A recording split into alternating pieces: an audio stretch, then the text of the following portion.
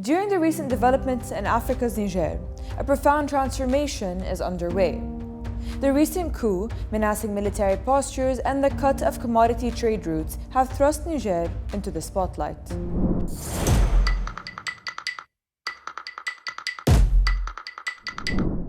The recent coup has ignited conjecture concerning the possibility of neighboring countries intervening militarily in the subsequent peril to energy trade. Beyond apprehension of an armed conflict erupting among neighboring African nations, both Western and neighboring African states have voiced profound condemnation regarding the unfolding of these recent developments. Now, central to this geopolitical scene is the Western-backed ECOWAS, wielding the promise of 25,000 troops ready to be deployed at a moment's notice.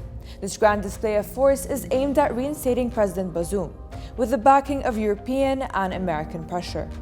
The recent developments in the country considered Niger as Africa's coup belt, with Mali and Burkina Faso's coups in 2020 and 2022. The coup was condemned by Western states under the pretext of democracy, but the real issue is with the economic and geopolitical ramifications on these states with the rise of a new leadership. Niger is the world's 7th biggest producer of uranium, possesses Africa's highest grade uranium ores, and is the main exporter of uranium to Europe. France, the country's former colonial ruler, is a major importer of Nigerian uranium, which helps power the massive French civil nuclear industry. And France's heavy presence is demonstrated in some of Niger's French-controlled mines. Uranium production in Niger occurs mostly through a French majority-owned company called Orano, which owns 63.4% of Somer. The remaining 36.66% is owned by Sopamine. At the beginning of August, however, Niger suspended the export of uranium and gold to France. Another concern is the effect on neighboring African states, such as Nigeria. Like many African countries, Nigeria is looking to diversify its energy mix to meet growing energy demand. While Nigeria is not a major nuclear energy producer, disruptions in uranium supply from Niger could affect any potential plans or partnerships related to nuclear energy development.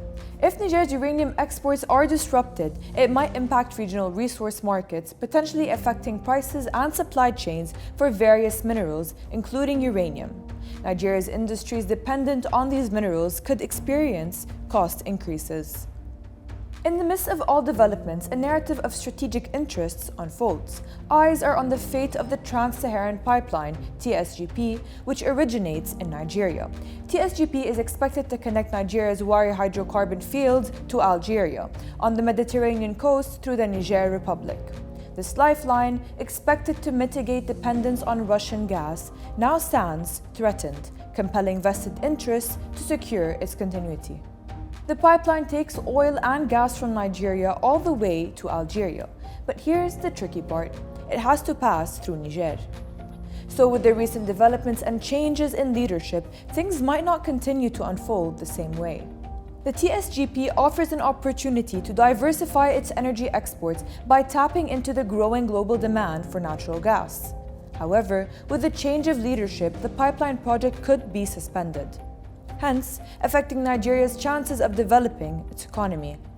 The Sahel region has seen the development of various energy pipelines, including those for oil and natural gas.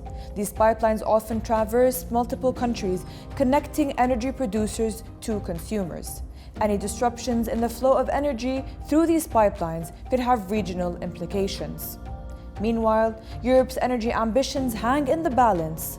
A $13 billion lifeline connecting Nigeria's vast gas fields to the continent faces an uncertain future. If a chain reaction of coups and popular revolutions were to occur across the Sahel region, that could shift the region's ties to its ex-colonizers, inviting new players to an area that was a closed domination for the West. The coup has been accompanied by anti-Western sentiments among coup supporters. This sentiment could resonate with populations in neighboring countries who share grievances against perceived Western interference, economic inequalities, or historical legacies. The coup in Niger mirrors the nation's ancestral defiance against colonial forces. It unveils the broader narrative of Africa's awakening, where sovereignty and self-determination resound like a clarion call. As the tides shift, traditional power centers grapple with eroding influence, and nations emerge from the shadows to mold their destinies. In this whirlpool of change, Niger stands as a regional hotspot where East and West rivalries intertwine and where our continent's resurgence takes shape.